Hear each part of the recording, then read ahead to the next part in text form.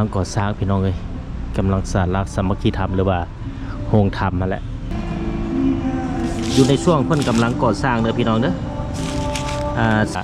ครอบครัวใดที่มีเงื่อนไขความสะดวกอยากมาโมทนาหรือว่าแชร์ปัจจัยก่อสร้างสังเกตพญานาคเจ็ดหัวกอดเกี้ยวนี่เพิ่นเฮ็ดนี่ตกแต่งสบายดีพี่น้องพบกันเส้นเก่าเส้นเคยกับทีมงานซ่อง YouTube สวรรค์บรรณาวันนี้ข้าพเจ้าจะนำพาท่านไปรับสมวัดที่อยู่ใจกลางนครหลวงวิจันทร์นั่นก็คือวัดศรีสวัสดิ์ที่ขึ้นกับเมืองจันทบุรีนครหลวงวิจันทร์ตอนนี้ข้าพเจ้ายืนอยู่ทางนาเข้าวัดละพี่น้องนี่วัดศรีสวัสดิ์อุทารามนี่ข้าพเจ้าอยู่ทางพวกนี้คือถ้าผู้ชมเห็นมาทางนั้นก็แม่นมาแต่ผู้แหละเบื้องบ้านสายลมเกี่ยวส่วนไปเบื้องนี้ก็จะไปซอดบ้านอนุส่วนทางไปบนนี้ก็จะออกไปซอดห้องขันคำตอนนี้ข้าพเจ้าอยู่ทางหน้าวัดวันนี้จะนำพาท่านผู้ชมเข้าไปรับชมเมืองในวัดว่าจะเป็นอย่างไรพี่น้องข้าพเจ้าเองก็เข้ามาครั้งแรกในชีวิตวัดนี่ที่ว่าขี่รถไปมาผมบ่ได้เข้ามาจักเทื่อทุกคนมีการก่อสร้างศาลาใหม่อยู่ในช่วงก่อสร้างนี่โอ้กำลังก่อสร้างพี่น้องเลยกำลังสร้างรักสามัคคีธรรมหรือว่าโฮงธรรมมาแหละเห็นหรอคือหลายๆวัดที่ทีมงานซ่องสวรรค์บรรณาก็ได้เอาลงก็ถือว่าเป็นเห็นศาลาที่เพิ่นก่อสร้างแล้วละมาเมื่อนี้เป็นวันที่20 เดือน 2 2026ก็ข้าพเจ้าก็ได้มาเห็นเพิ่นกำลังสีดสีพี่น้องสีดสีใส่บัวใส่เลี่ยมที่เพิ่นกำลังเฮ็ดอยู่ในนั้นเห็นบ่พี่น้องเป็นสีนั้นสีนี้ได้มาเห็นเพิ่นก่อสร้างตัวจริงอยู่ในช่วงกำลังพ่นสีทาสีจุดนี้ก็จะเป็นพระพุทธรูปพระเจ้าประจำวันเสาร์ที่มีพญานาค7 หัวอยู่ในส่วนเทิงนั้นเห็นบ่สาธุสาธุผู้ข้าก็ได้มาเห็นที่ว่าเพิ่นนั่งพญานาคกอดเกี่ยวอยู่ในนั้นเป็นพญานาค7 หัวจะเป็นพระประจำวันเสาร์นั่นเองพี่น้องก็ถือว่าทุกๆวัดมีแหละมีพระประจำวันอาทิตย์ฮอดวันจันทร์นี่คือท่านผู้ชมเห็นก็มีสร้างเพิ่นก็ได้มีการสีดสีพ่นสีใส่ศาลาสามัคคีธรรมหรือว่าโฮงธรรมนั่นเองวัดศรีสวัสดิ์เมืองจันทบุรีนครหลวงวิจันทร์ซึ่งเป็นวัดหนึ่งที่อยู่กลางนครหลวงวิจันทร์เลยพี่น้องอันนี้พ่นสีแล้วเพิ่นก็ได้ห่อไว้จบเจือได้พี่น้องเอ้ยยันมันเปื้อนเลยเด็กบอกปากพญานาคอยู่ในนี้บึงตามโอ้สุดยอดเลยสวยงามพี่น้องอยู่ในช่วงเพิ่นกำลังก่อสร้างเด้อพี่น้องเด้อศาลาสามัคคีธรรมหรือว่าโฮงธรรมเป็นจุดบ้านศรีสวัสดิ์เมืองจันทบุรีนครหลวงวิจันทร์เพิ่นกำลังสีอยู่ในนั้นเนี่ยเป็นสีแดงสีคำสวยงามพี่น้องเอ้ยส่วนที่ว่าเป็นบัวเป็นอย่างติดอยู่ในนั้นเพิ่นหล่อมาแต่นอกเลยเป็นหล่อมาแต่นอกแล้วเพิ่นก็เอามาติดใส่ปูนอัดเข้าไปมีเสียงเพลงอยู่ทางในสบุพิลิกสิทธิ์ด้วยสาธุผู้ข้าก็ได้มาเห็นกับตาที่ว่าอยู่ในช่วงกำลังก่อสร้างบ่อทางขึ้นก็จะเป็นพญานาคหัวเดียวบางวัดเฮ็ด3 หัวบางวัดเฮ็ด5 หัวนี่อันนี้หัวเดียวเป็นหางกอดเกี่ยวเข้าไปเบื้องในส่วนทางเบื้องในก็จะเป็นนี่อันนี้เพิ่นทาสีห้องพื้นแล้วพี่น้องนี่ทาแล้วจากนั้นเพิ่นจะสีใส่นี่เป็นบัวแบบสีนะเพิ่นก็ได้หล่อมาเป็นที่เยี่ยมห้อยมาติดแล้วก็ใส่ปูนอัดเข้านี่จับอยู่แบบสิอันนี้ถือว่าก่อนทาสีเด้อโอ้ทางใน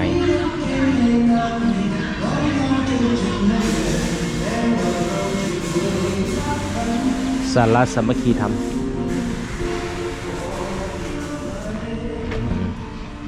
แกวันนี้ข้าพเจ้าจะอ้อมไปทางเบื้องทางข้างต้องขอขอบใจ FC ทุกคนที่สนับสนุนส่งสวรรค์บรรณาด้วยดีเสมอมาเด้อท่านผู้ชม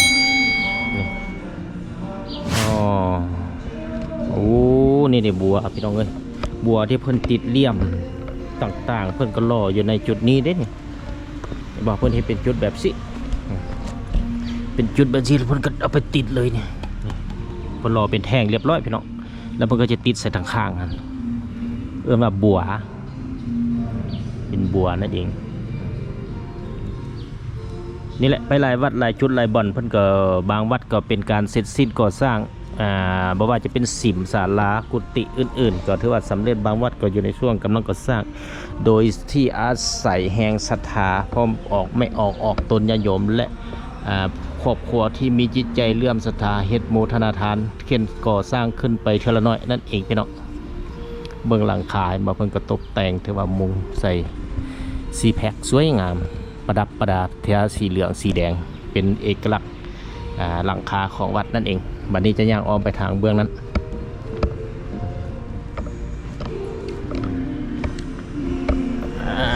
จะย่างอ้อมไปยังวัดก่อนพี่น้องเอ้ย ใส่เวลาว่างๆเลิกเรียนเลิกงานมาครับชมพี่น้อง มีเสียงเพลงอยู่ทางไหนลุ้นโลวะที่มีเพียงลิขสิทธิ์บ่ผิดลิขสิทธิ์เลยนะ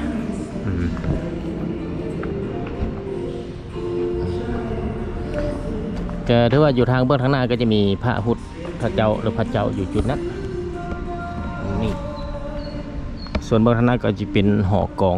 2 ชั้นบางวัดก็เป็น3 ชั้นก็ถือว่าครอบครัวใดที่มีเงื่อนไขความสะดวกอยากมาโมทนาหรือว่าแชร์ปัจจัยก็สร้าง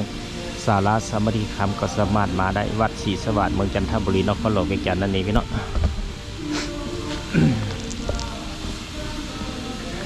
เพิ่นเฮ็ดนี้อยู่มี2 ทางขึ้นเด้อพี่น้องเด้อนี่ทางเบื้องทางหน้าอันนี้ก็ทางข้างเป็น2 ทางขึ้นเพิ่นก็เฮ็ดเป็นพญานาคแบบเดียวกันเลย1 หัวนี่เป็นตะแก้วสีทะเลนะพี่น้อง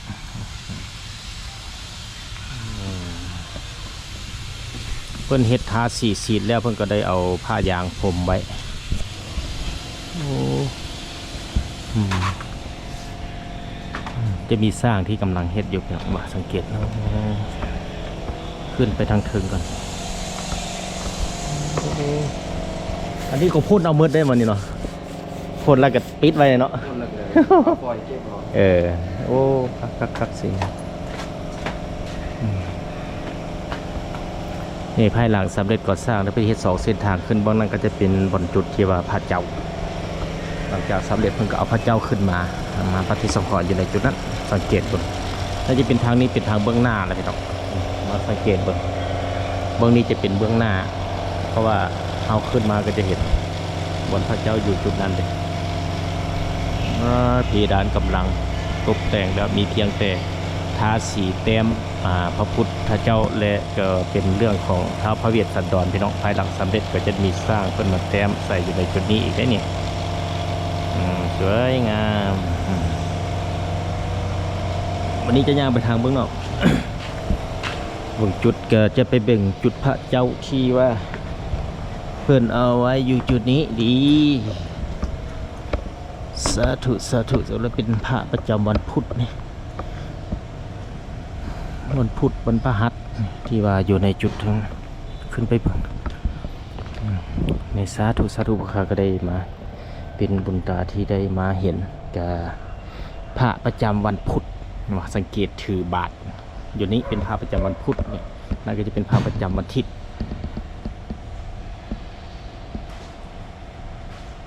พระประจำวันอาทิตย์ส่วนนี่แหละสังเกตง่ายๆนะถือบาทพระจำพุธส่วนที่ว่ามีลิงอยู่ในนั้นที่ว่าเป็นพระนั่งอย่างนั้นก็เป็นพระประจำวันพุธตอนกลางคืนเลยพี่น้องเลยมีลิงมีสร้างนั่งจะเป็นพระวันพุธตอนกลางคืนจะมีนอนอย่างนั้นก็จะเป็นพระวันอังคารจิบนอนอย่างเป็นพระวันอังคารส่วนที่ว่าอยู่เบื้องส่วนที่มีพญานาค7 หัวก็เป็นพระประจำวันเสาร์ส่วนเวพระที่ว่าสู่มือขึ้น2 มือเป็นพระประจำวันจันทร์ส่วนพระที่ว่าใส่มือขึ้นส่วนครับเป็นพระประจำวันศุกร์นี่สุดท้ายเป็นพระประจำวันศุกร์วันเสาร์ที่อยู่ส่วนกลางพระประจำวันพฤหัสจะว่าพันพฤหัสเห็นไหมพี่น้องแต่พระแต่ละองค์ก็จะมีเป็นพระประจำวันเด้อพี่น้องเด้อก็พยายามจื่อไว้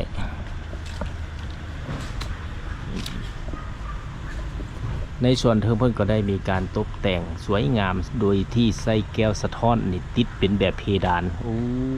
งดงามอีหลีพี่น้องซึ่งเป็นสีไม้ลายมือของคนลาวที่ก่อสร้างนั่นเองต้องคนใจเย็นได้มาเฮ็ดอันนี้มาสังเกตเพิ่นตัดแว่นน้อยๆมาติดมากว่าจะได้พูดนะกว่าจะได้บ่ง่ายพี่น้องเลยน้อยๆติดปั๊บนี่เป็นเหลี่ยมเป็นสี่เหลี่ยมต้องคนใจเย็นเฮ็ดด้านนี้พี่น้องคนใจร้อนมาเฮ็ดบ่ได้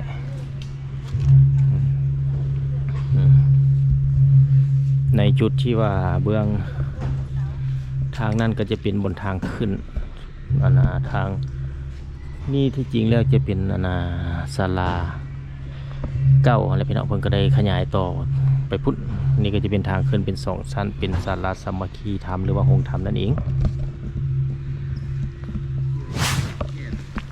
ถึงช่วงเพิ่นกำลังอนามัยโอ้ตัดเป็นจุดเป็นส่วน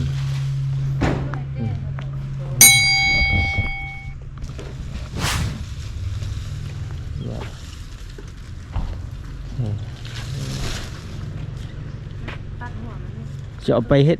ดอย่างอันนี้เอาไปทิ่มเลยวะตั้งให้ทอนน้อยไป โอ้ ตั้งไว้ให้ตั้ง เฮ็ดตั้งก็สิกุมปีนึงเนาะหมดฝนนึงก็เราจะจบแล้วตั้งเงาเหมือนกันเด้ก็ได้แกงแล้วเด้หั่นน่ะว่า เพิ่นเอาแล้วย้อนเลย โอ้เพิ่นเอาเหรอจานเอาเลย อาจารย์ โบจัด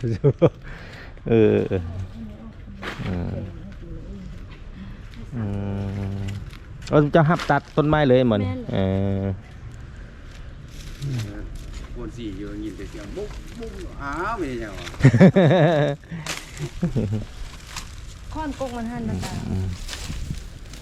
โอ้หับตัดต้นไม้หมากอีหยังก็เพิ่นเมื่อกี้นี่หมักผางเนาะผุ่งหมักผางหมักผางคิดเขี้ยวไปท่าละย้อมหมากอันนี้นี่ท่านผู้ชมก็ได้มาฮอดจุดนี้เบิ่งเพิ่นตัดอนามัยต้นพร้าวอยู่ในวัดศรีสวัสดิ์เมืองจันทบุรีนครหลวงวิจันทร์นี่ก็จะเป็นแม่ธรณีที่ว่าเพิ่นยืนอยู่ในจุดนั้นเพิ่นบ่ได้ปล่อยน้ำใส่เลยพี่น้องถ้ามีนี่ก็จะมีพญานาคอยู่อ้อมหอบแลกออกมาในส่วนนี้ไปเบื้องทางเบื้องหน้าเห็นบ่อู้ผลกระตกแตกสวยงามเป็นพญานาค7หัวกอดเกี่ยวเป็นทางขึ้นอยู่ในพระพุทธเจ้านั่นเองนี่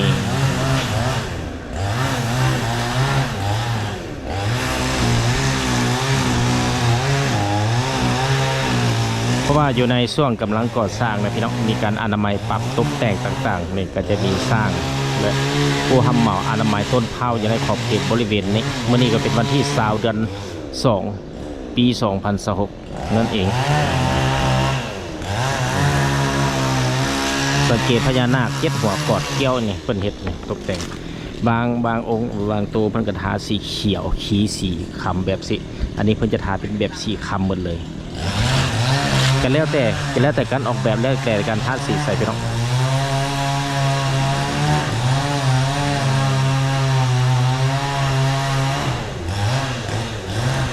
สวยงามมาพี่น้องเอ้ยบัดนี้ก็จะย่างไปเบิ่งเพิ่งว่าอยู่ในจุดนี่โอ้มีป้ายศาลาวัดศรีสวัสดิ์เห็นบ่เพิ่นก็จะเป็นภาพศาลาเก่าปี 2023นี่ศาลาใหม่2025รูปที่ว่ากำลังก่อสร้างนี้ศาลาเก่าก็จะเป็นเบื้องนั้นศาลาเก่าศาลาใหม่เป็นแต้มออกแบบอยู่ในรูปนี่ที่อยู่ในช่วงกำลังก่อสร้างเป็นศาลาใหม่เบื้องนี้ศาลาเก่าก็จะมาเบิ่งในจุดที่ว่าอันนี้ก็จะน่าจะเป็นโอ้เป็นกุฏิเก่าพี่น้องเลยเป็นกุฏิเก่าติกี้พุ่นแหละกับซีเมนยังมีไว้ให้เห็นอาจจะบ่มีกูบานอนละบ่มีละพี่น้องนี่มาสังเกตเป็นกุฏิเก่าคือทางผู้ชมเห็นอยู่ในปัจจุบันนี้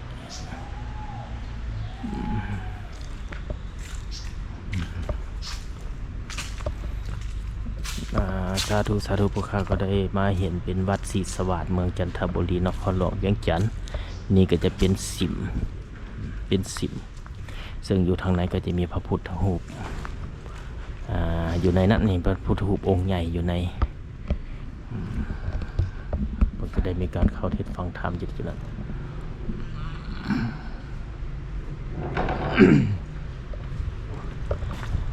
เบื้องทางนอกก็จะเป็น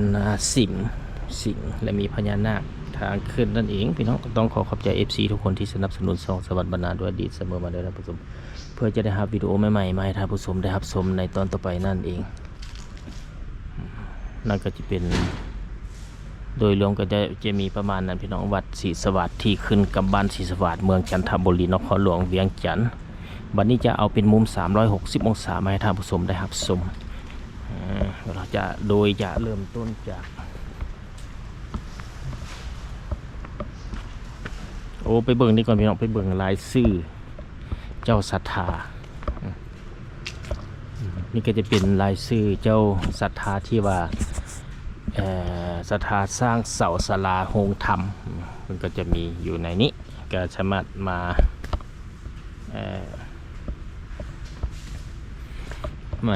โมทนาทานพี่น้องโมทนาทานเราจะมีอยู่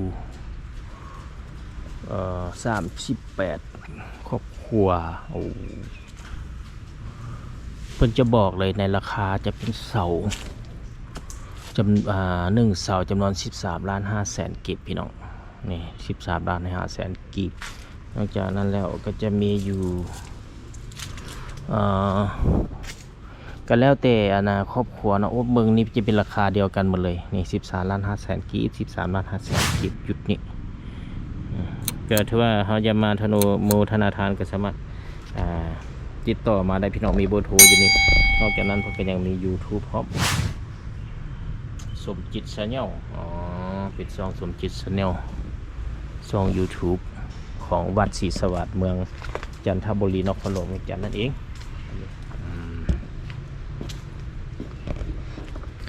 วันนี้จะเอามุม360อยู่ในจุดเดินวัดนี่เราก็จะกลับบ้านอีกเนาะ